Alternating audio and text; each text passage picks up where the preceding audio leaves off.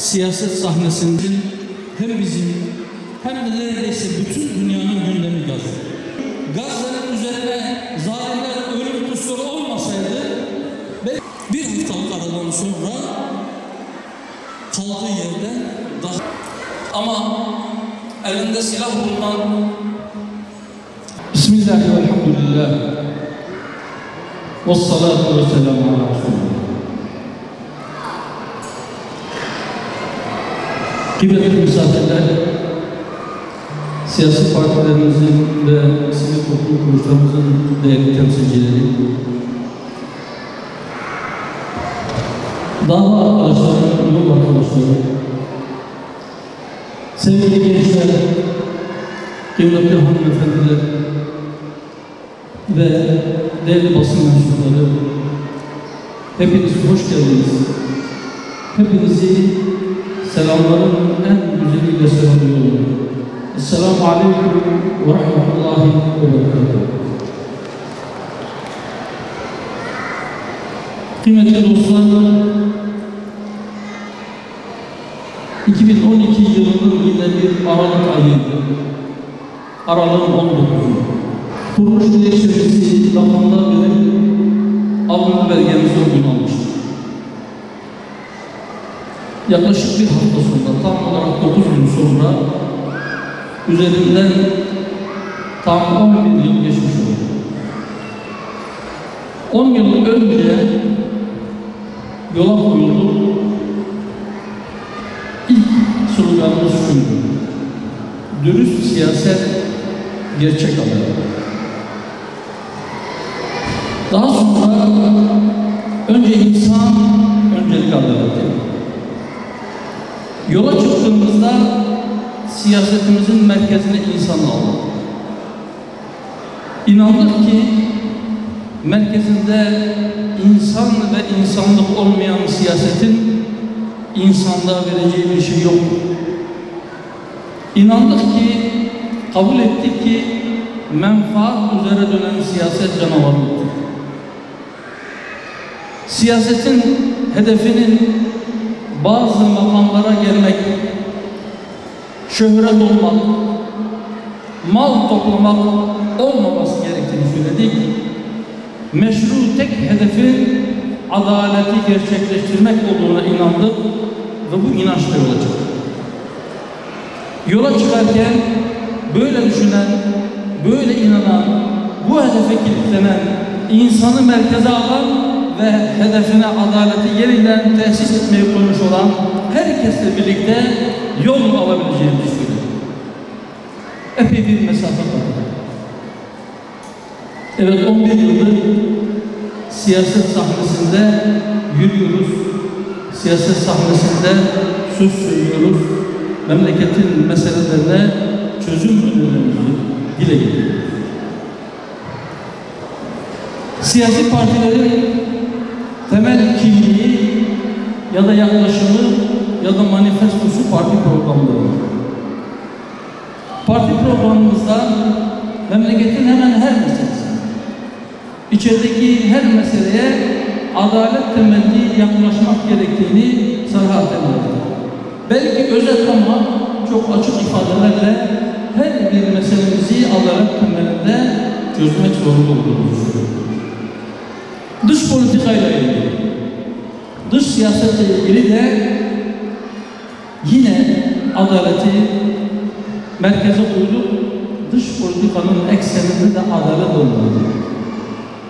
Tam olarak anlaşılmayan, kişiden kişiye değişen milli menfaatlerin ya da buna kısaca menfaat da diyebilirsiniz, menfaatin merkezine oturduğu dış politikanın dünyaya huzur getirmediğini, getirmeyeceğini söylüyor.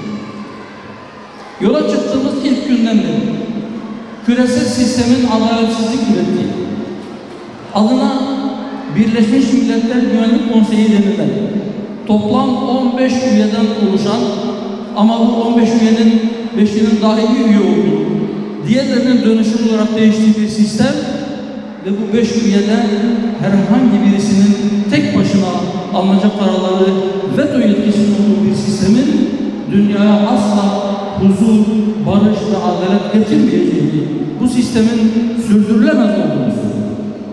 Parti programımızda yazdık bunu. Bugün de aynı noktadayız. Aynı şeyleri söylüyoruz. Belki o gün bu söylediklerimizi tam olarak birileri anlamamış olabilir. Belki o gün sadece soyut olarak bu işleyişten, bu sistemden bahsederken bunun nasıl sonuçlar doğurabileceğini bazıları kavrayamamış ya da hesap edememiş olabilir. Ama işte daha dün Birleşmiş Milletler Güvenlik Konseyi'nde acil ateşkes çağrısı vardı, oylandı. Amerika Birleşik Devletleri tek başına veto etti ve bu kararın çıkmasını önledi. Evet değerli dostlar, bu ateşkes çağrısı Gazze ile ilgili. Biliyorsunuz, malumunuz 7 Ekim'den beri hem ülkemizin hem bizim hem de neredeyse bütün dünyanın gündemi Gazze. Ara sıra bazı başka şeyler de gündeme geliyor. Belki Aksa tufanı başlamamış olsaydı, belki 65 gündür Gazze'nin üzerine zalimler ölüm kusur olmasaydı, belki bugün burada memleketin pek çok meselesiyle ilgili, belki önümüzdeki ileri seçimlerle ilgili geniş geniş konuşacaktık, mesajlarımızı verecektik. Ama 65 gündür, 2'ye aşkın bir süredir Gazze'yle yapıyoruz, Gazze'yle kalıyoruz. Orada bir zulüm var, orada bir katliam var. 49 gün aralıksız bombardımanın üzerinde 49. gün adına belki dikkatleri dağıtmak için insani ara verme dediler ama aslında belki zalimler, belki vahşiler biraz daha toparlanmak için ve dünya kamuoyunun baskısını bir nebze hafifletmek için önce 4 günlüğüne ateşi kestiler, sonra bunun üzerine 3 gün daha ilave. Bir haftalık aradan sonra kaldığı yerden daha da şiddetli bir şekilde saldırılar devam etti. Evet, Gazze'de savaş var. Ama iki savaş var. Birisi meydanda, birisi medyada. Gazze'de bir savaş var. Ama zannedildiği gibi Siyonistler savaşmıyor. Gazze'de bir avuç mücahit 75 yıldır o toprakları işgal edilmiş bir terör çetesine karşı bir savaş veriyor.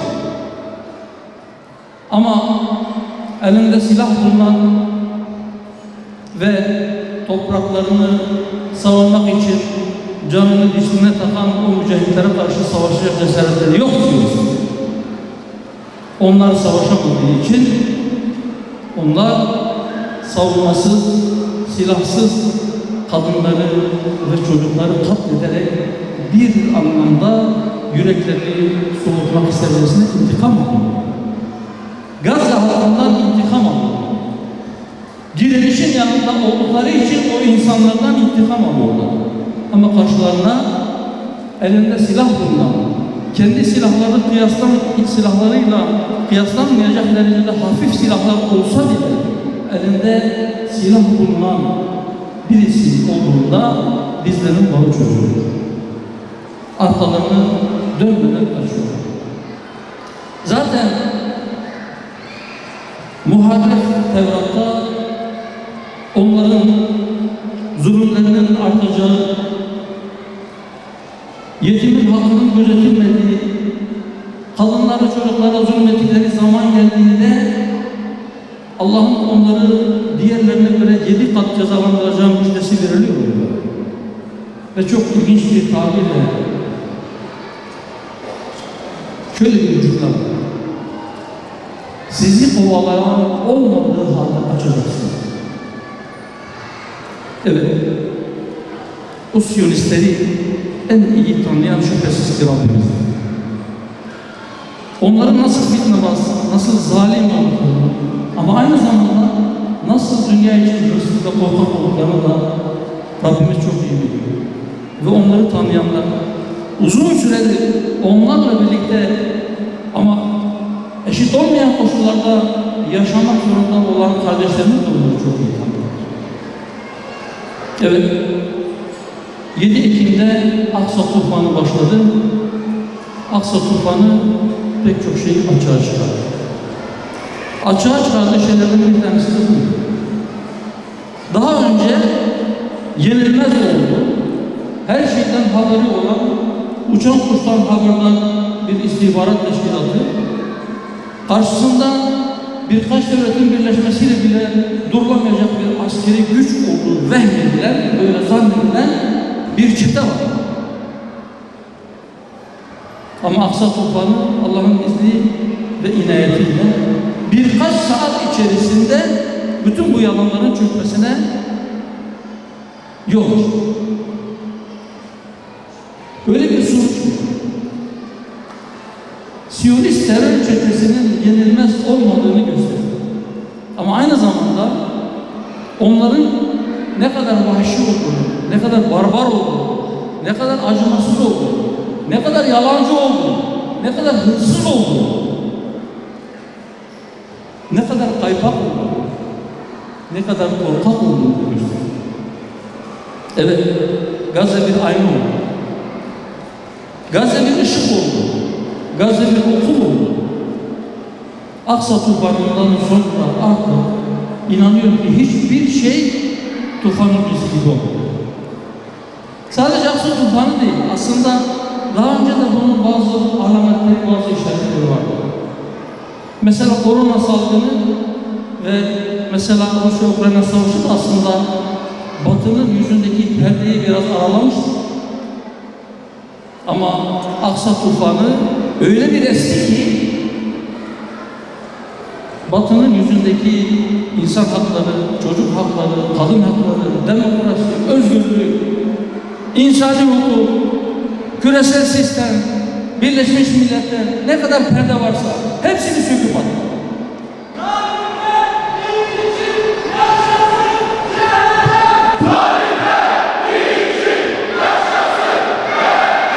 Evet, tufan sert esmişti, perdeleri kaldırdı.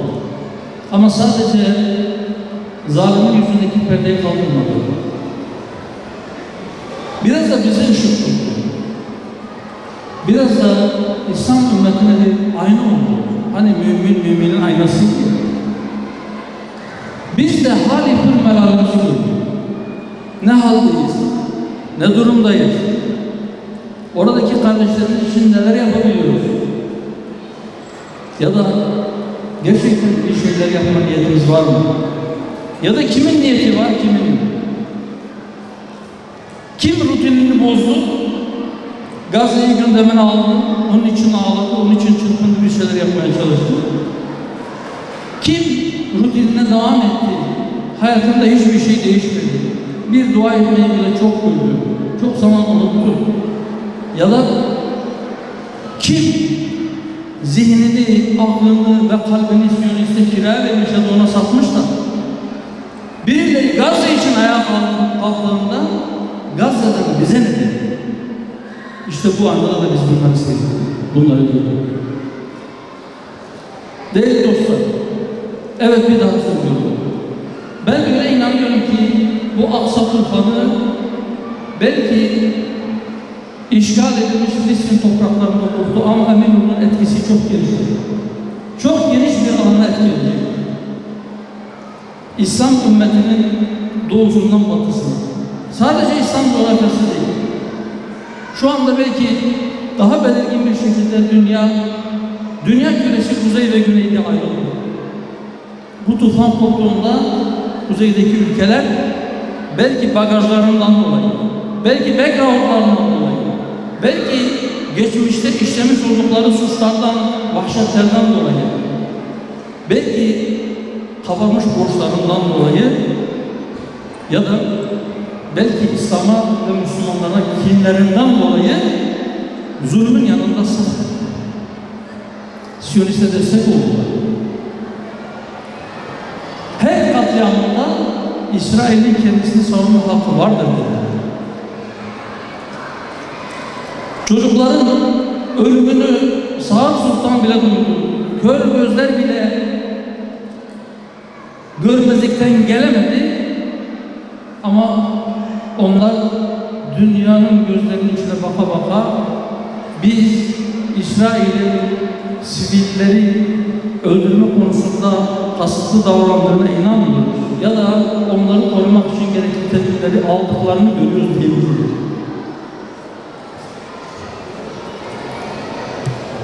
Kahrolası Biden ve yönetimi ve onun kör olası Dışişleri Bakanı Gazze'deki siviller için, çocuklar için Amerika'dan daha fazla çaba gösteren bir ülke söyleyemezsin. Evet.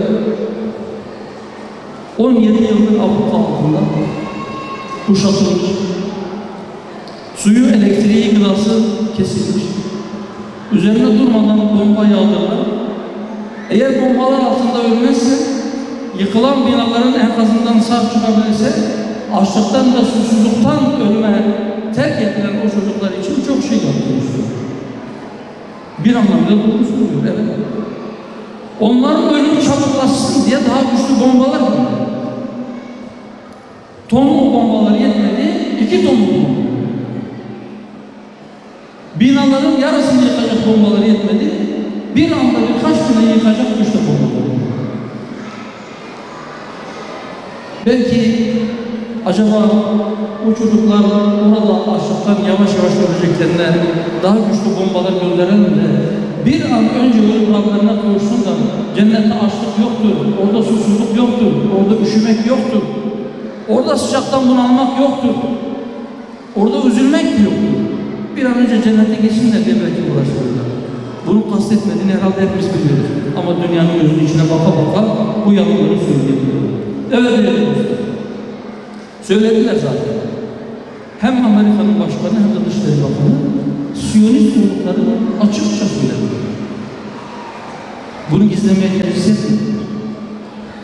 Ve bütün bu hareketler, bütün bu yapılanlar, bütün bu söylenenler bize şunu gösterdi ki biraz önce söyledim, hani o perdeler kalktı ya.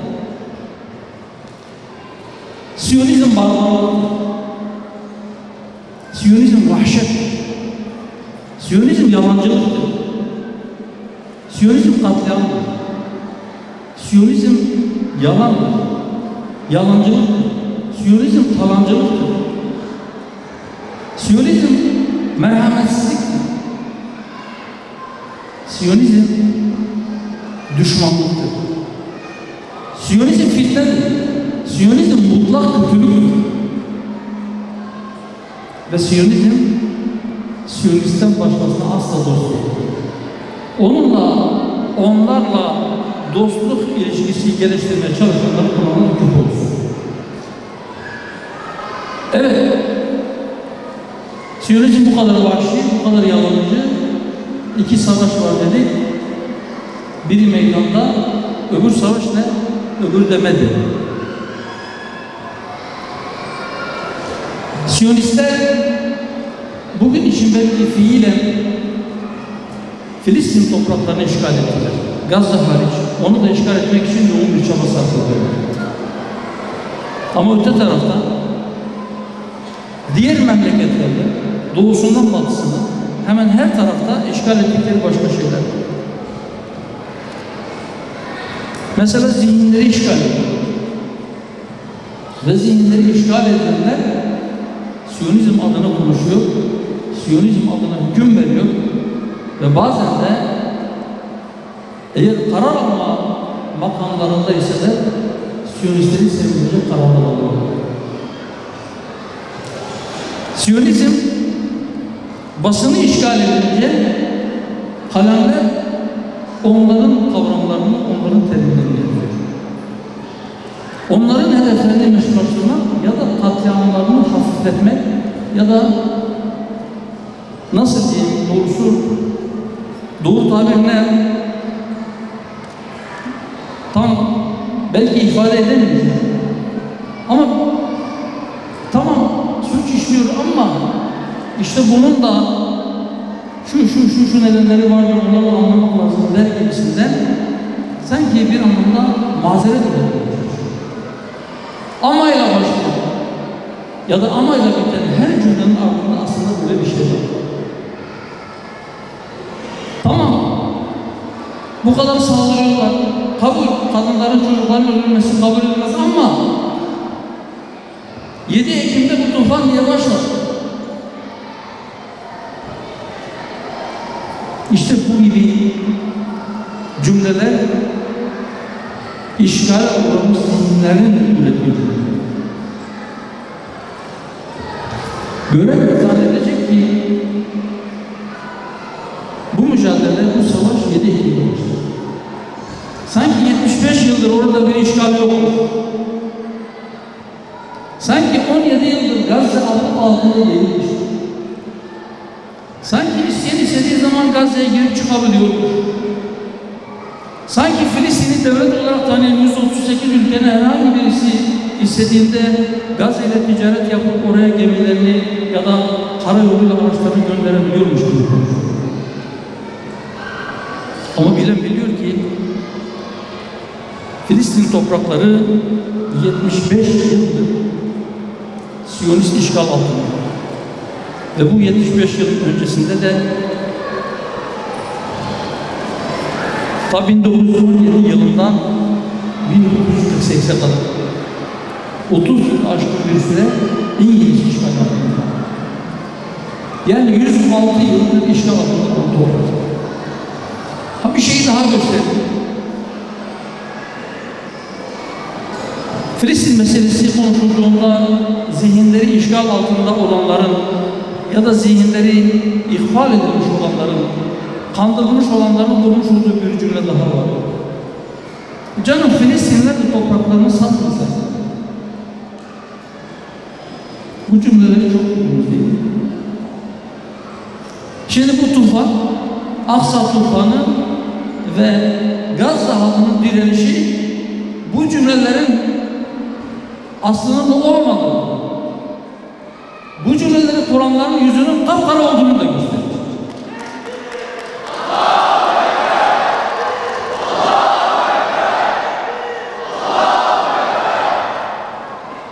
Dünyanın en kalabalık nüfusunun yaşadığı bir bölgede 50.000 ton bomba yağıyor.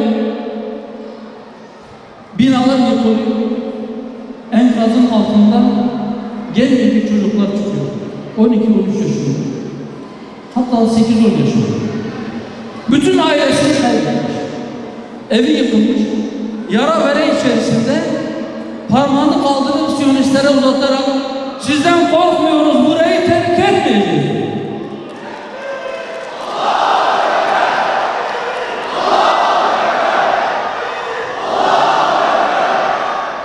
Adam ailesini kaybetmiş, evi yıkılmış, evinde bir yatak kurulmuş, yıkıntıların üzerine yatağı şöyle çapraz bir şekilde kurmuş, eğimli bir şekilde.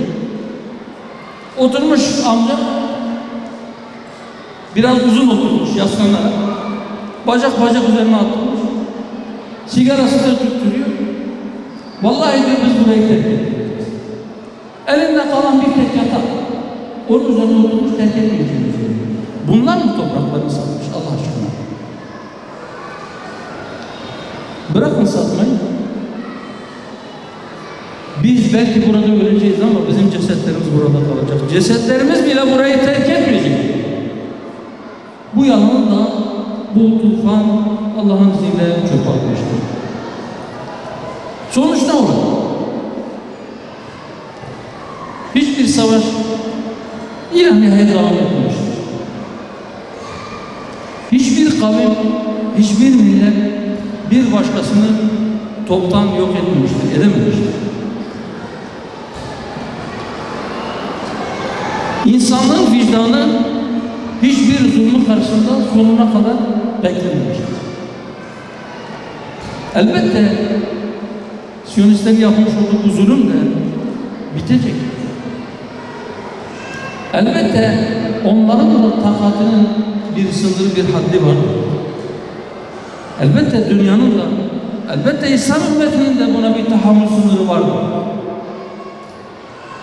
Elbette bu zulümlerin gayretullah'a dokunacağı bir noktada var.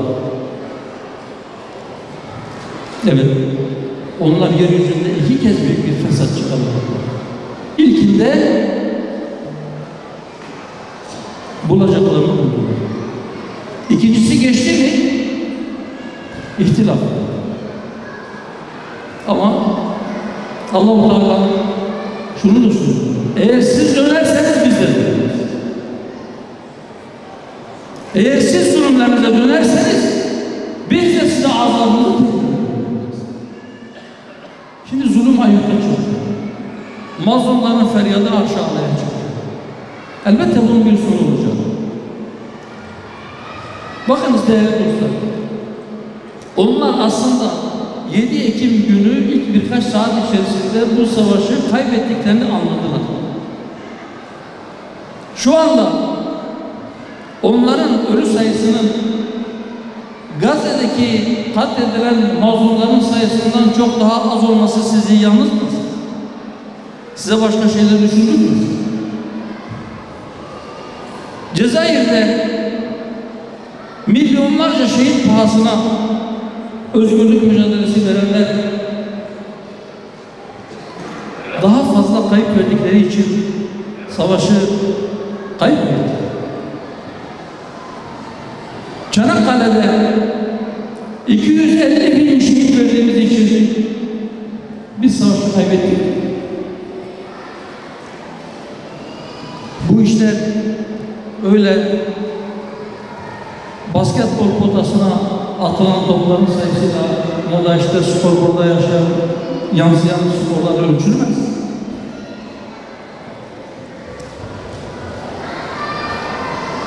Amerika Afganistan'da yüz binlerce insan katletti. Peki savaşı kazandı mı? Hayır. Bütün bunlar bize bir şey gösteriyor ki kan kılıca galiptir. Evet. O mazlumların kanı zulmü eninde sonunda boğacaktır.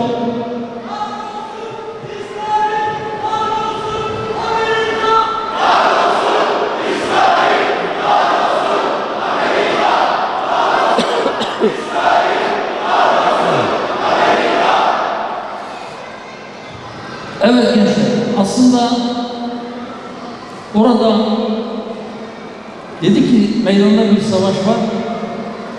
Oradaki mücahitler Siyonistlerle savaşıyor ama savaşın komutası Amerika'da. Savaşa komuta eden, savaşı yöneten ve yönlendiren Amerika'da. O yüzden bugün itibariyle, bu savaş itibariyle belki düşmanlığın en ön safında bulunan Amerika'da. İnşallah o zalimle birlikte o da layığını bulacaktır ve dedik Aksa tufanından sonra hiçbir şey eskisi gibi olmayacak. Değişecek, değişmesi gerekenlerden bir tanesi de küresel sistemdir. Savaş devam ederken, kıyım, katliam devam ederken ve dünya seyretmekle yetinirken bir uluslararası ilişkiler profesörü televizyondan şu cümleyi kuruyor. Yaşını başına almış bir üniversite hocası. Biraz geç oldu ama maalesef şimdiye kadar ben üniversitede öğrencilerime uluslararası hukuku, uluslararası sistemi anlattım. Ama ben geç de olsa anladım ki aslında uluslararası hukuk diye bir şey yokmuş. Evet, uluslararası hukuk diye bir şey yok. Bu da anlaşıldı. Aslında var ama bugün itibariyle yok. Güya sözüm ona küresel barışı ve adaleti tesis etmek için, korumak için, kollamak için bir sistem kurulmuş. Fakat sistemin başında oturanların kendisi zalim. Kendisi adil olmayan bir sistemden, zalimler tarafından yönetilen bir sistemden adalet beklemek adaleti zordur. Yeni bir sistem gerekir. Ama eğer bu sistemi de şimdiki sistemi işletenler gibi insanlar işletecekse ne değişecek? Evet, bu sistem değişecek. Peki bu sistemin yerine adil bir sistemin, adil bir dünya düzeninin gelmesi için ne yapmak gerek? adaleti gerçekleştirmesi gereken bir hedef olarak gören insanların derlenip toplanıp yumruk gibi bir araya gelmesi gerekiyor. Evet, zulüm bitecek gibi. Evet, zalimler diz çökecek gibi. Ama zalimlerin diz çökmesi için mazlumların ayağa kalkması.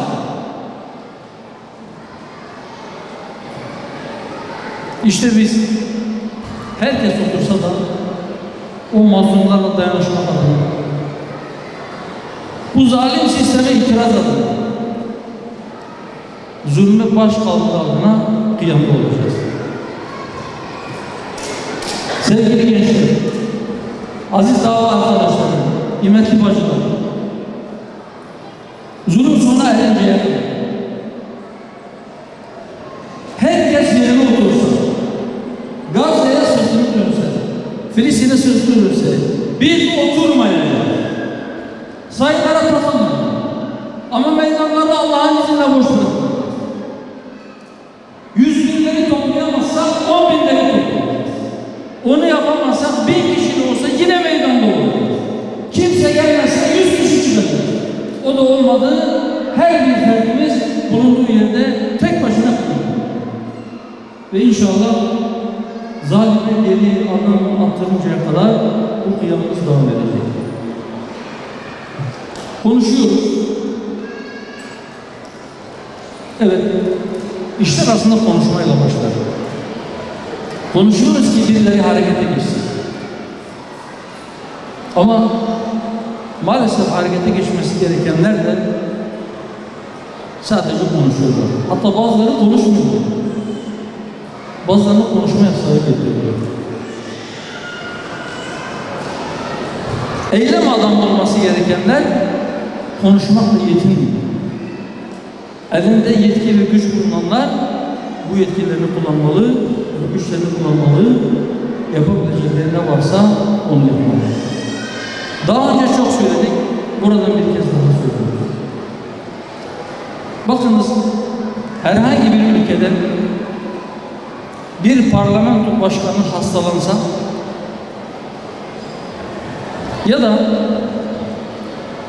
bir hastalıktan dolayı ölse, diğer ülke parlamentoları dostluk adına, uluslararası ilişkiler adına sıraya giren başsavcı mesajları yayınlar.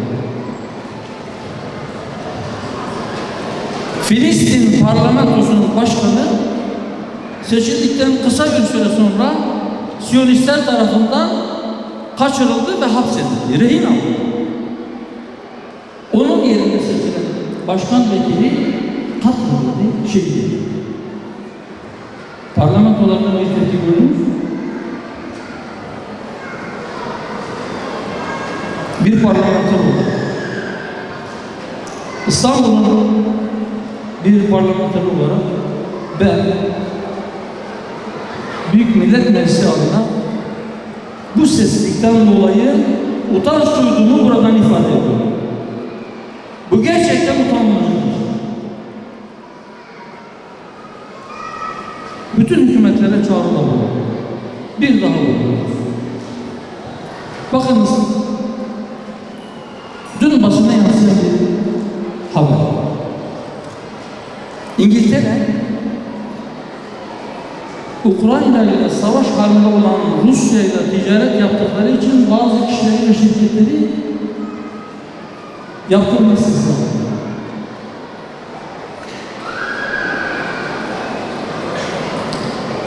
Türkiye, Kırım'ın Ukrayna toprağı olduğunu kabul ettiği için Rusya, Kırım'dan herhangi bir gemi kaldırıp Türkiye'nin limanlarına gönderebilir. Ulaştırma Bakanlığı bütün limanlara yazı gönderdi. Bir çağrıda bulundu. Buradan çağrıda bulunmaya devam ediyoruz. Ben insanlıktan yanayım. Ben adaletten yanayım. Ben zulme karşıyım. Ben çocukların öldürülmesini istemiyorum. Ben kadınların öldürülmesini kınıyorum diyen bütün özgür dünyaya sesleniyorum. Siyonist güçten anlar. Başka hiçbir şeyden anlamaz. Ona geri adım attırmazsanız, ona geri adım atmak için eğer fiili bazı adımları atmazsanız, eğer bu işin kendisine dokunacağını, sonuçta bundan zarar edeceğini görmezse, anlamazsa, kendiliğinden merhamete gelerek duracak değildir. Kapatın limanlarınızı, hava sahalarınızı, durdurun uçuşlarınızı, durdurun mal sevkiyatınızı. Durdurun ki bu işten yorulunca değil, zarar edeceğini, başına büyük bir bela aldığını görsün, anlasın ve bu katliamdan vazgeçsin. Eninde sonunda vazgeçecek. Eninde sonunda birileri bunu yapacak. Ama biz de bakıyoruz, çağrıda bulunuyoruz ve seviyoruz. Bakalım Allah bu şerefi kimlere başlayacak. Evet, yeni bir sistem gerekli. Evet, zulüm bitecektir. Evet, Allah onu tamamlayacak. Ona hiçbir şüphemiz yok. Fakat bu adil olmayan, bu zulüm üreten sistemin içerisinden güzel bir sonuç bekleyemeyeceğimize göre yeni bir sistemin kurulması ya da dünyaya nizam verebilmemiz için biz ehiliz. Kendi içinde barışını tesis edememiş, kendi içinde adaletini sağlayamamış, kendi sorunlarını çözememiş, kendi birliğini sağlayamamış bizden mi yapacağız? Biz İslam ümmeti, biz Müslümanlar.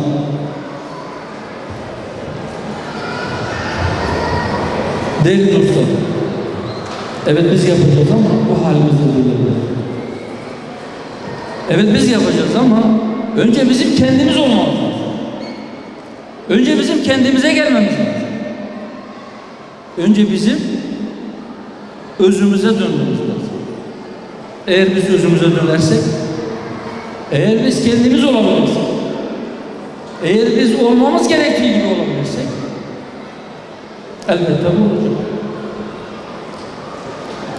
Önce kendimizi kurtaracağız, kendimiz olursa, daha sonra belki kurtuluş ümidi olacağız, kurtuluş bekleyenlere ya da kurtarılmayı bekleyenlere. Bunun için değerli dostlar, mutlak surette azim, kararlılık, cehd ve gayret. Allah'ın izniyle biz azimliyiz. Biz sayının azlığına, imkanların kıtlığına takılmadık. Biz yola koyulduk, Bismillah dedik, niyetimiz iyidir, hedefimiz doğrudur, meşrudur, biz bu hedefe doğru yürüyeceğiz dedik. Takatimiz nereye kadar yetmez? Ve o yürüyüş devam ediyor. Yol uzun, yük ağır. Ama hedef o kadar büyük ki, bu büyük hedefe ilerlerken yükün ağırlığından ya da ödenen bedelin büyüklüğünden şikayet etme hakkımız yok. 2 hafta önce uluslararası bir toplantıya video konferans yöntemiyle katılan Halit Meşal'ın şu cümlesi çok anlamlıydı. Daha önce hedefimiz direnişi canlı tutmaktı. Şimdi 7 Ekim Aksa tufanıyla birlikte bizim hedefimiz büyük özgürleştirme hareketimiz. Hedef büyüktür. Hedef büyük olunca elbette ödenen bedeller de büyük olacak. Eğer terazinin bir kefesinde Mescid-i Aksa'nın hürriyeti varsa, öbür kefesinde 10 binlerce şehit çok değildir. Evet değerli dostlar, şimdi biz sadece Mescid-i Aksa'nın hürriyeti değil, bütün insanlığın hürriyeti, mümkünse bütün insanlığın hidayeti için, eğer olmazsa bu dünyada huzur ve barış içerisinde yaşayabilmesi için, kimsenin kimseye zulmetmediği bir dünya kurabilmek için, sadece işgal altındaki Filistin topraklarında değil, şarktan garba, bütün dünyada adaletin yeniden tesir edilmesi için çok kocaman, çok büyük bir hedef koymuşuz. Vallahi billahi ve billahi bu büyük hedef için her bir ferdimiz canını koysa çok değildir. Allah cehd ve gayretimizi arttırsın. Allah yolumuzu, bahtımızı açık eylesin. Rabbim ayaklarımızı sırat-ı müstakim üzerine sabit tutsun. Allah-u Teala kardeşlik şuurumuzu pekiştirsin. Rabbim adaletten aleyhimize bile görünse bilim ayrılmayan kullarından eylesin.